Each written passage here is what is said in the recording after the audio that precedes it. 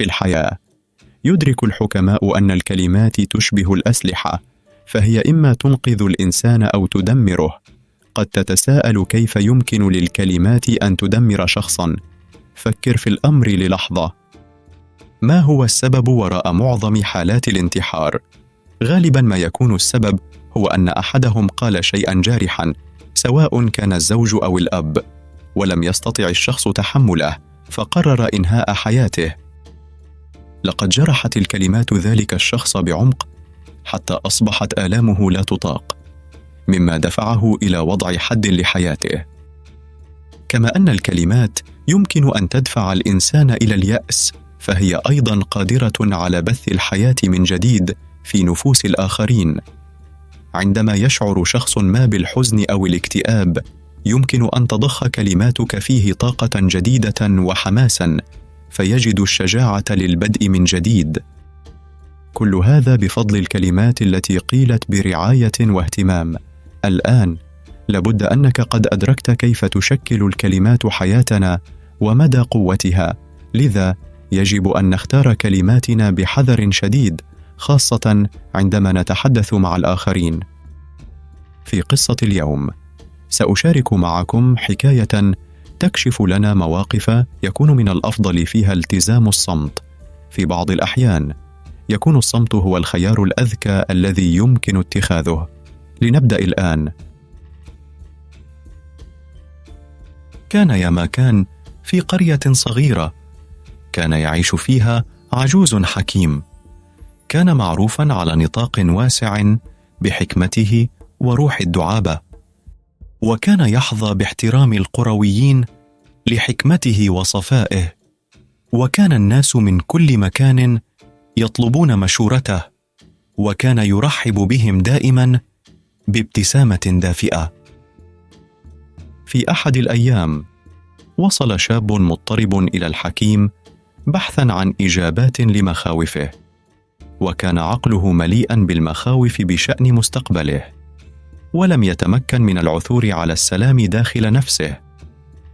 عندما اقترب من المعلم العجوز، كان قلبه المضطرب واضحاً في عينيه، وتوسل إلى المعلم بأنه مثقل بالقلق، وقال له: أيها الحكيم، أنا مشوش من داخلي، لست مشوشاً من الخارج، فلا يعوزني المال ولا أشكو من مرض في جسدي، ولكنني متألم من عقلي. أصدقائي وعائلتي لا يأخذونني على محمل الجد.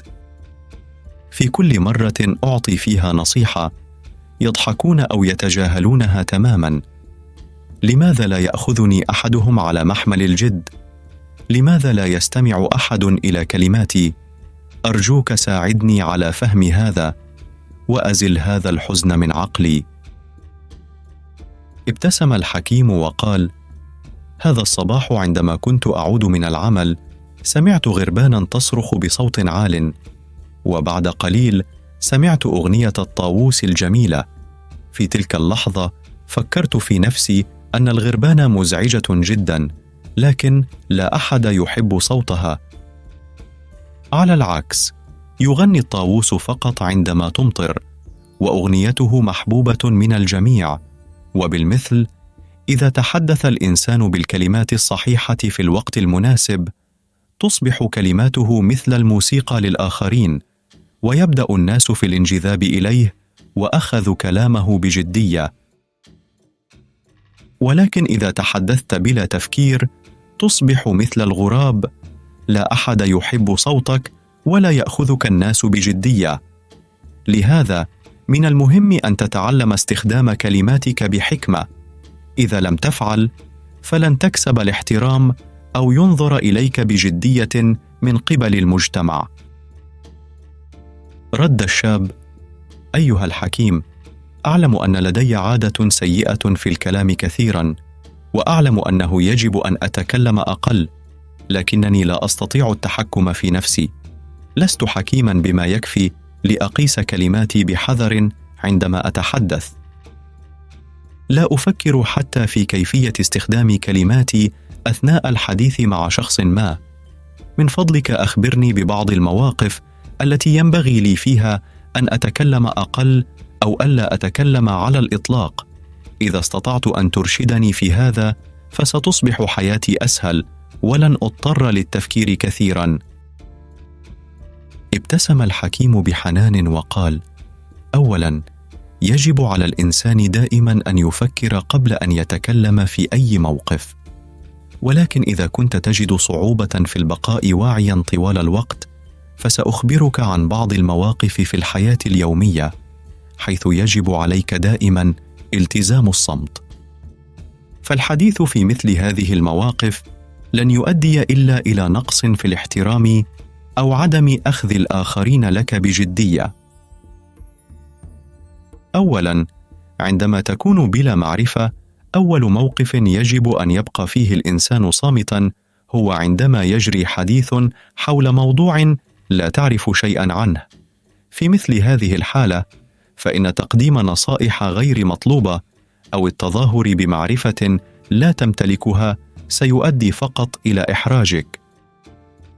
تخيل أن شخصاً ما يتحدث عن مرضه وأنت لا تعرف شيئاً عنه، ومع ذلك تبدأ في اقتراح علاجات لا علاقة لها بحالته.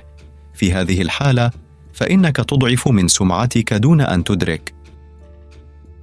في مثل هذا السيناريو من المهم الاستماع بعناية. الاستماع فن، وإذا تظاهرت بالاستماع سيشعر الشخص الآخر بذلك. لذلك عندما لا تعرف عن موضوع ما من الأفضل أن تصغي بدلاً من التحدث.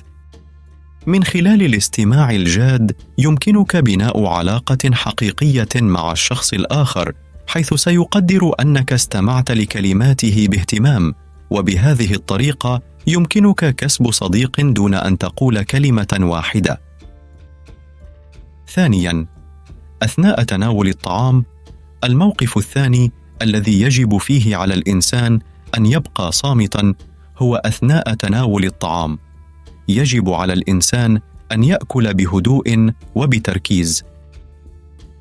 غالباً ما نتحدث أو نستمع إلى شيء ما أثناء تناول الطعام، ولكن نادراً ما نأكل بوعي كامل. هذا النقص في الوعي أثناء الأكل يمكن أن يؤدي إلى المرض. فكر في الأمر. الإنسان الواعي بالرغم من أنه يأكل فقط كمية صغيرة من الطعام البسيط مرة واحدة في اليوم يبقى بصحة جيدة ونشيطا وسعيدا. أما نحن، على الرغم من توفرنا على العديد من أنواع الطعام، نفتقر إلى الطاقة. السبب الرئيسي هو أننا لا نأكل بوعي، لذا تناول طعامك دائما في صمت، مستمتعا بكل قضمة. ثالثا، عند الغضب، الموقف الثالث الذي يعتبر فيه البقاء صامتا علامة على ضبط النفس هو عندما تكون غاضبا. ليس من السهل البقاء صامتا عندما تكون غاضبا، فنحن غالبا ما نقول كلمات جارحة نندم عليها لاحقا. لكن الكلمات بمجرد أن تقال لا يمكن استعادتها وتبقى مرتبطة بنا إلى الأبد. الكلمات التي تقال في حالة الغضب يمكن أن تعكر صفو ذهننا مرارا وتكرارا، لكن تعلم البقاء صامتا في حالة الغضب هو مهارة عظيمة. عندما تكون غاضبا من المهم أن تبقى واعيا وتذكر نفسك بعدم قول شيء مؤذٍ، ومع تطور هذه العادة ستتعلم كيفية التحكم في غضبك. الموقف الرابع هو أثناء النقاش الجماعي. عندما يتحدث 4 أشخاص معا، يمكن لشخص واحد فقط أن يتحدث في وقت واحد بينما يستمع الآخرون. إذا حاول الجميع التحدث في آن واحد أو قام أحدهم بمقاطعة الآخرين، فلن يصل النقاش إلى أي مكان، وستعتبر أنت الشخص الأحمق في المجموعة. إذا كان لديك شيء لتقوله، دع الشخص الآخر يكمل حديثه أولاً، ثم قدم أفكارك. هذه هي علامة الرجل النبيل. الموقف الخامس هو عندما يوبخك والداك أو كبار السن. إذا قاموا بتوبيخك أو حتى صفعك، فإن البقاء صامتا في مثل هذه الحالة يظهر الاحترام. إذا جادلت أو قاومت سيخف غضبهم في النهاية، لكن الكلمات أو الأفعال الجارحة ستظل محفورة في ذهنك، مما يتسبب في انقسام. قد يظن والداك أنك لم تعد تحترمهم لمجرد أنك بدأت في كسب المال أو أصبحت ناجحاً. لذلك من الأفضل أن تلتزم الصمت، أن تبتلع غضبك وتتركه يمر. يمكن أن يساعد التمرين البدني أيضاً على تهدئة عقلك في مثل هذه الحالات. اختتم العجوز الحكيم حديثه قائلاً: تعلم أن تعبر عن مشاعرك بأقل عدد ممكن من الكلمات. الكلمات تشبه الأسلحة، تكلم بوعي، تكلم بإدراك. عش حياتك بطريقة تجعلك عندما تتكلم تفعل ذلك بكامل الوعي والفرح والمحبة. تكلم بطريقة تهدئ قلوب الآخرين وتجلب السلام إلى عقولهم، وهذا لا يتحقق إلا إذا تكلمت بوعي كامل. سمع الشاب هذا وانحنى أمام العجوز الحكيم وعاد إلى منزله مستنيراً بالحكمة التي حصل عليها. كما ترى في الحياة وفي حياتك، إن الكلمات تحمل في طياتها قوى خفية لا يدركها الكثيرون، فهي ليست مجرد أصوات نطلقها من أفواهنا، بل هي طاقة تتغلغل في أعماق الآخرين فتغير مشاعرهم وتؤثر في قراراتهم وحتى في مسار حياتهم بأكمله. الكلمة الطيبة، تلك التي تخرج من القلب صادقة، تحمل معها بلسماً شافياً للجروح التي قد لا تكون مرئية للعين. فكثيراً ما نرى أشخاصاً يمرون أمامنا مبتسمين، لكنهم في داخلهم يحملون أعباء ثقيلة، يحتاجون فقط إلى كلمة واحدة لتخفيف هذه الأعباء أو لتحفيزهم على الاستمرار. على النقيض من ذلك، فإن الكلمة الجارحة، تلك التي تطلق دون تفكير أو من خلال لحظة غضب، يمكن أن تكون كسهم مسموم يخترق القلوب، يترك فيها جروحاً عميقة قد لا تلتئم أبداً. في لحظة واحدة قد نقول شيئاً نندم عليه لبقية حياتنا، دون أن ندرك أن هذه الكلمات قد تكون السبب في تدمير حياة شخص آخر. وكم من مرة سمعنا قصصاً عن أشخاص اختاروا الابتعاد عن أصدقائهم أو عائلاتهم لأنهم لم يستطيعوا تحمل قسوة الكلمات التي وجهت إليهم. الكلمات يمكنها أن تؤدي إلى نشوء حروب أو تحقيق السلام. على مر التاريخ نرى كيف أن خطاباً واحداً ألهم أمة بأكملها للوقوف في وجه الظلم، أو كيف أن تصريحاً غير مسؤول قاد إلى نشوب نزاعات لم يكن لها مبرر. في حياتنا اليومية قد لا نكون قادة ولكننا بلا شك قادة في حياتنا الخاصة، وكلماتنا هي سلاحنا أو أداتنا للبناء.